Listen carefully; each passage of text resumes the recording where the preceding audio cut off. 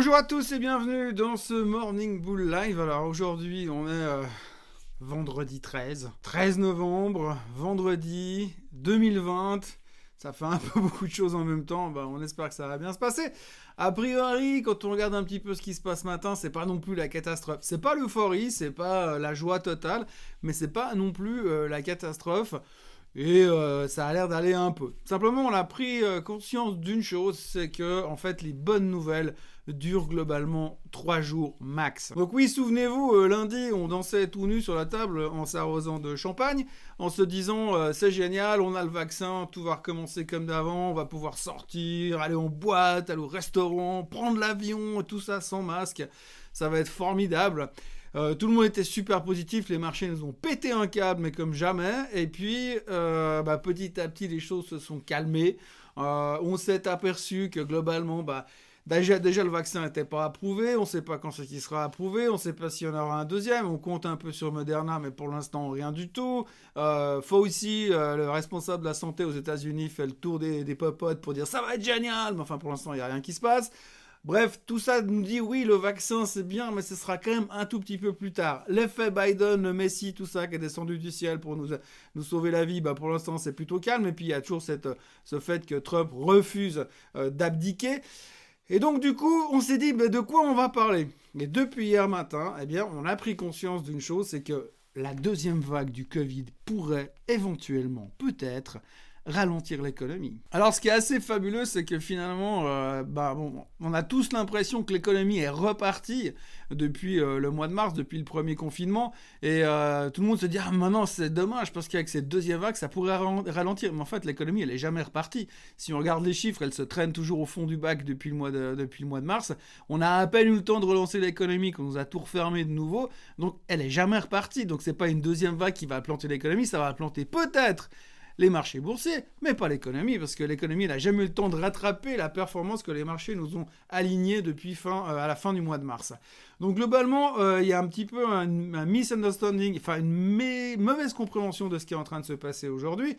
C'est pas du tout un deuxième ralentissement de l'économie, j'ai pas l'impression que l'économie soit repartie. Mais néanmoins, nous, dans les marchés boursiers, on a pris conscience tout d'un coup, hier matin, vers 7h15, juste après que Cuomo à New York ait annoncé qu'il allait peut-être entamer le couvre-feu comme on l'a fait en Europe, ce qui laisse supposer qu'ensuite, après le couvre-feu, on aura naturellement un confinement.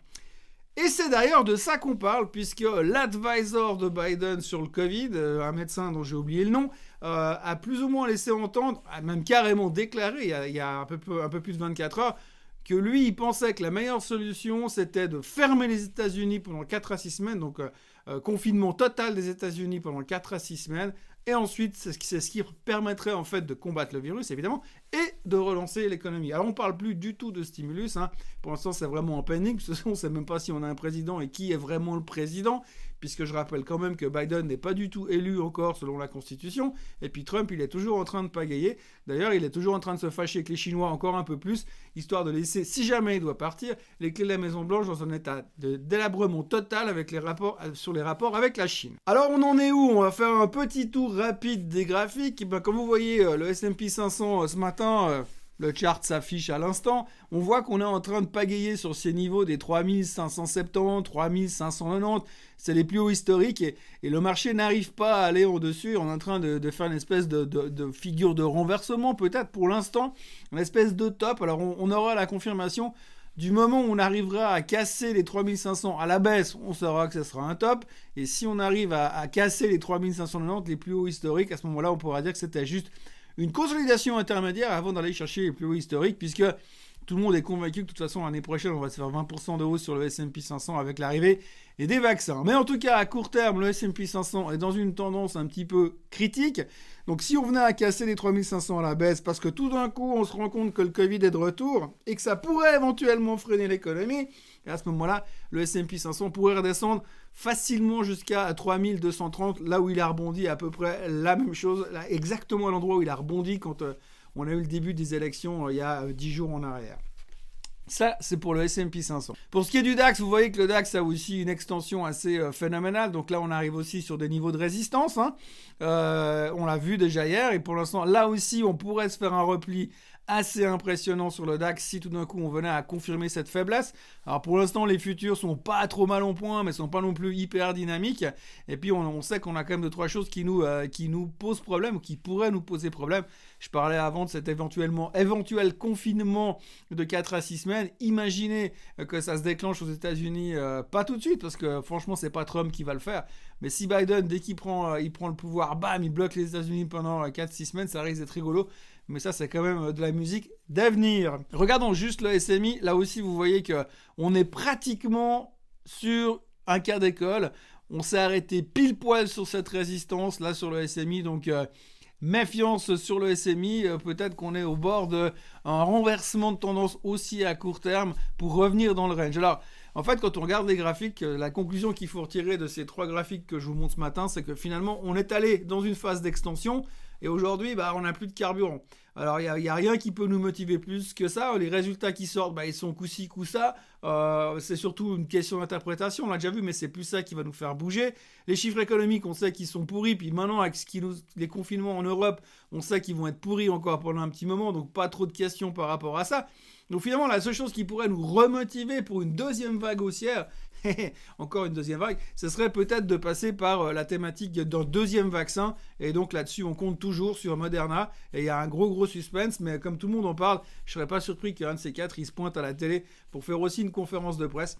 Donc voilà peut-être ce qui pourrait déclencher. Mais entre deux, on est un petit peu en phase d'extension, donc il faudra trouver des arguments pour aller plus haut. J'ai pas l'impression que ça va être super facile aujourd'hui. Donc, l'idée du jour, elle est axée sur quelque chose que j'aime pas faire d'habitude. Bon, déjà, je vous ai donné 2-3 indices. Je pense que le SMI short à 10 550, ça me paraît pas complètement ridicule. On est pile poil sur la résistance. Vous tentez un short là-dessus, un achat de put pour jouer un coup de trading à la baisse, ça peut être jouable avec des mini-futurs ou des puts.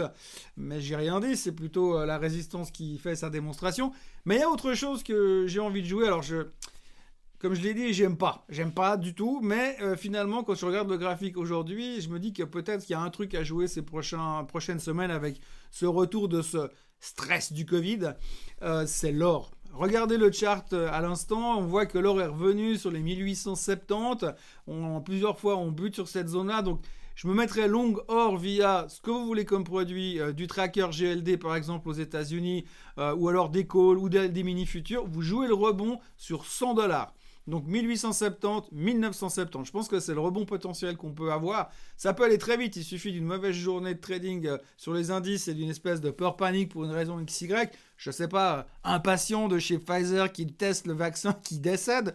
À ce moment-là, il pourrait y avoir une accélération sur l'or. $100 à jouer. Si on venait à casser les 1970, on peut aller rechercher les 2000 et puis ensuite on va avoir tous les bullish qui vont revenir sur la thématique de l'or. Mais là, vraiment juste jouer ce mouvement peut-être 1870, 1970. Si vraiment ça devait casser en dessous des 1850, je crois qu'il ne faudra pas insister. C'est peut-être qu'on est en train de changer de tendance à moyen terme sur l'or et que ce ne sera plus vraiment un truc à jouer. Mais pour l'instant, il est assez solide sur cette zone-là et il semble prêt à rebondir. Donc ça sera peut-être l'idée du jour ou ce que j'aurais envie de faire personnellement moi-même tout seul aujourd'hui. En ce qui concerne les questions du jour, il n'y a pas de questions aujourd'hui. Alors si, il y a des questions. On me pose pratiquement tous les jours des questions sur Relief Therapeutics. Qu'est-ce que j'en pense? Où est-ce que le titre peut aller? J'en sais rien. Je ne suis pas dans le board de Relief Therapeutics, je ne sais pas où ils en sont dans leur recherche de médicaments anti-Covid. C'est effectivement quelque chose qui pourrait être intéressant si le médicament se développait en parallèle du vaccin pour aider les gens à se soigner parce que tout le monde ne pourra pas avoir accès au vaccin et le vaccin va mettre beaucoup de temps pour atteindre tous les pays du monde et vacciner tout le monde, sachant qu'après il y aura le Covid-20 qui va sortir, donc de toute façon il en faudra un autre. Mais globalement, j'en sais rien, je sais pas. Donc me demandez pas ce que j'en pense, je sais qu'il y a un énorme buzz qui tourne autour de cette boîte et tout le monde veut en faire et tout le monde a entendu quelqu'un qui connaît quelqu'un et qui veut jouer. La boîte vaut 30 centimes, je sais pas. Donc ça reste un ticket de loterie. Peut-être qu'il va se passer un truc génial et qu'elle va monter à 10 francs et ce sera le carton de l'année et puis vous pourrez gagner le concours TTC sur la RTS.